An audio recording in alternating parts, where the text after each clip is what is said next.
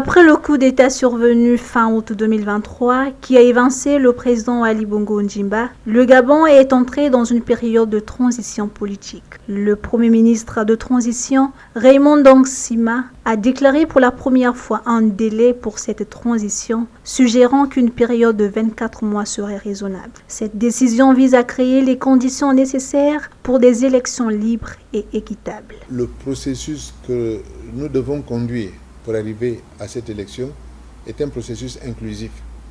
Qui dit inclusif dit des discussions et des concertations qui vont associer beaucoup de gens. Il y aura donc des allers-retours, des synthèses, des restitutions et des validations des résultats qu'on aura obtenus à mi-parcours.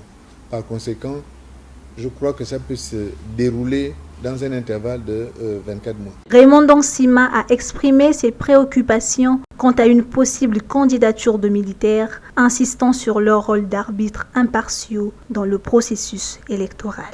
Et la présidence. Moi, ce que j'avais dit, c'est qu'il ne serait pas bon que les militaires se présentent pour qu'ils soient des arbitres impartiaux et objectifs de l'élection. C'est ça que j'ai dit.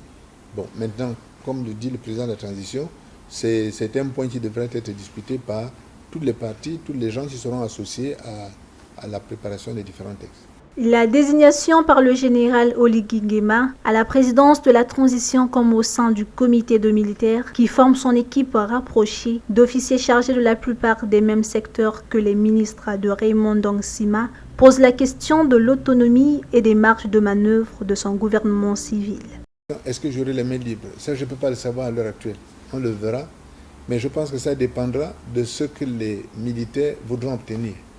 Parce que s'ils veulent obtenir un résultat qui est satisfaisant, ce sera leur intérêt de laisser les mains libres à ceux qu'ils ont appelés à venir participer avec eux.